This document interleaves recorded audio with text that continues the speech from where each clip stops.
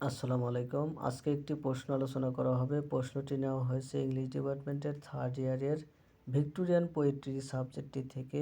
প্রশ্নটি হলো, হু ওয়াজ সোফোক্লিস, অথবা or write a short note on Sophocles. Sophocles সম্পর্কে সংক্ষিপ্ত টিকা লিখুন। শুরু করছি।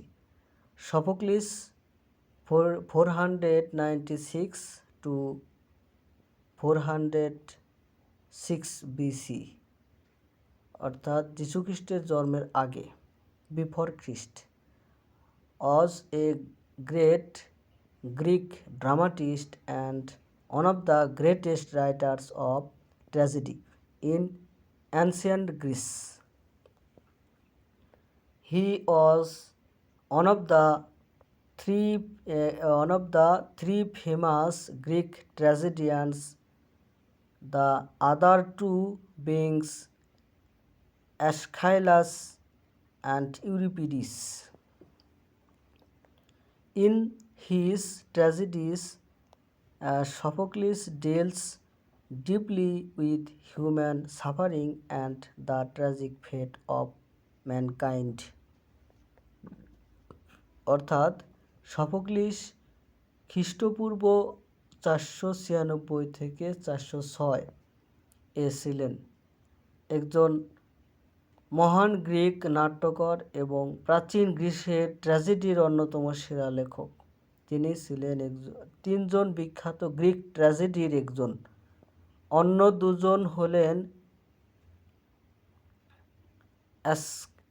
অ্যাসকিলাস এবং ইউরিপিডিস। তার ট্র্যাজেডিতে সোফোক্লিস মানুষের মনোকষ্ট, দুঃখ কষ্ট এবং মানবজাতির করুণ পরিণতি নিয়ে গভীরভাবে আলোচনা করেছেন। His play Oedipus the King is regarded as the finest model of tragedy and was highly praised by Aristotle in his Poetics. Sophocles wrote about 100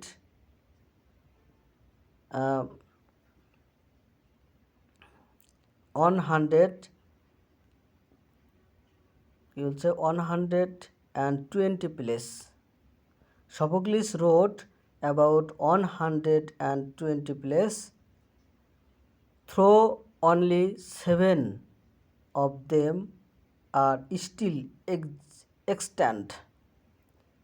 His dramas present the sorrowful story of human life, where his heroes stand as symbols of tragic human destiny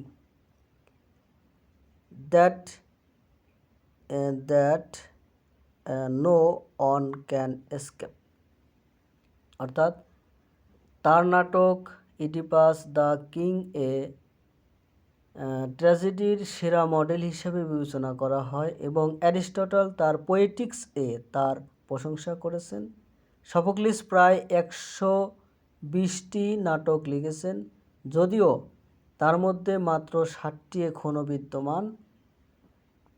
তার নাটকগুলি মানব জীবনের দুঃখজনক গল্প উপস্থাপন করে, যেখানে তার নায়করা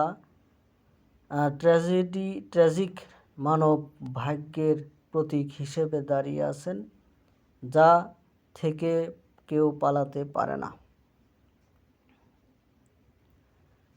Sophocles was also a deeply philosophical poet. Matthew Arnold said that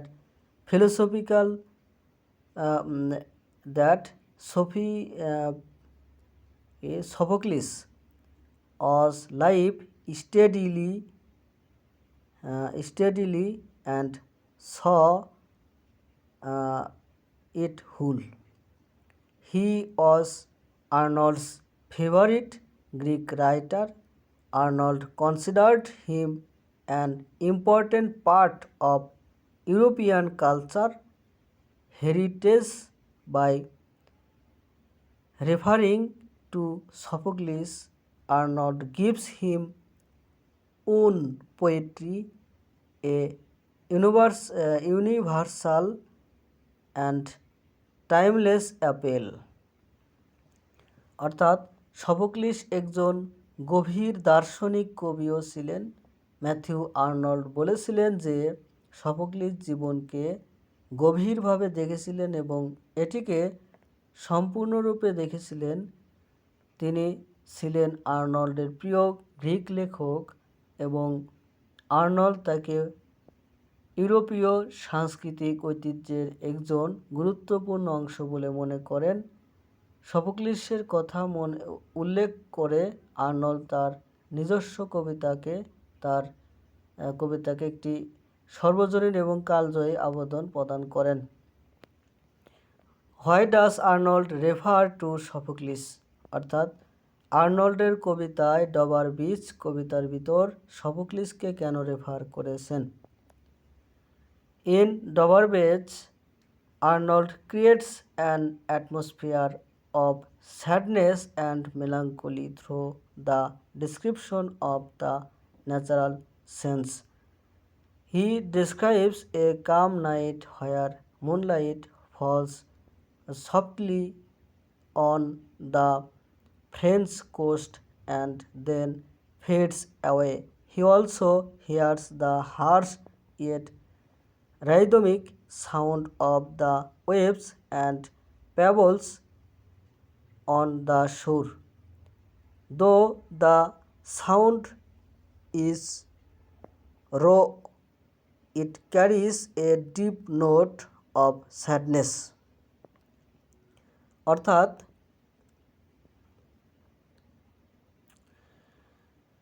ডবার শৌকতে Arnold প্রাকৃতিক দৃশ্যের বর্ণনার মাধ্যমে দুঃখ এবং বিষণ্ণতার পরিবেশ তৈরি করেন। তিনি একটি শান্ত রাতের বর্ণনা দেন যেখানে চাঁদের আলো ফরাসি উপকূলে মৃদুভাবে পড়ে এবং তারপর ম্লান হয়ে যায়। তিনি তীরে ঢেউ এবং নুড়ি পাথরের কঠোর অথচ ছন্দময় শব্দ শুনতে পান।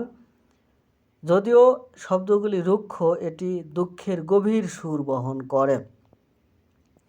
This sadness reminds Arnold of the Greek tragedian Sophocles, who also heard a similar sorrowful note in the waves of the Aegean Sea.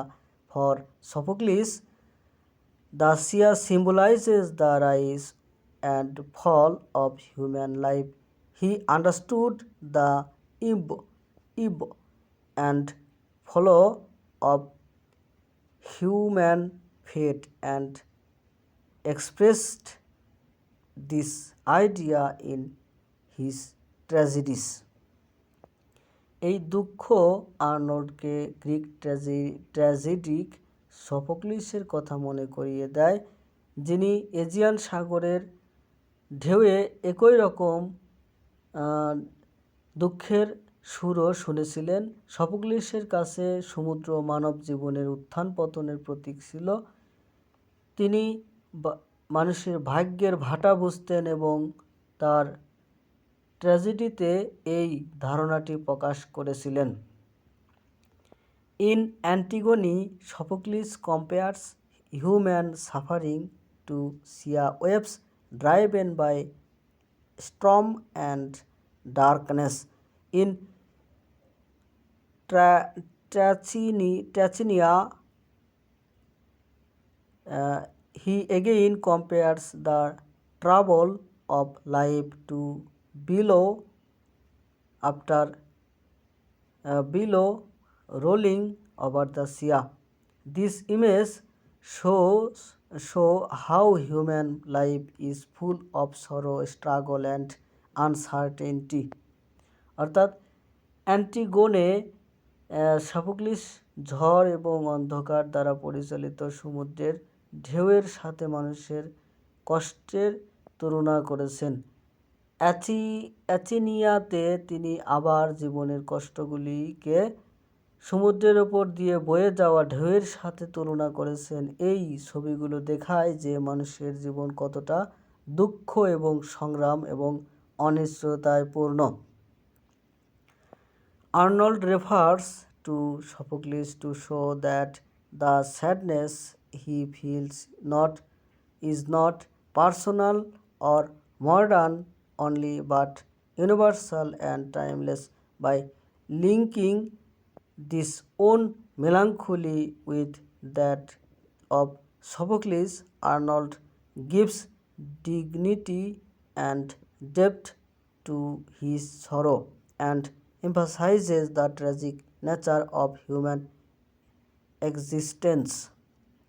অর্থাৎ আর্নল্ড সোফোক্লিসের কথা উল্লেখ করে দেখান যে তিনি যে দুঃখ অনুভব করেন তা কেবল ব্যক্তিগত বা আধুনিক নয়, বরং সর্বজনীন এবং কালজয়ী। সোফোক্লিসের সাথে নিজের বিষণ্ণতাকে সংযুক্ত করে আর্নল্ড তার দুঃখকে মর্যাদা এবং গভীরতা দেন এবং মানব অস্তিত্বের করুণ প্রকৃতির উপর জোর দেন।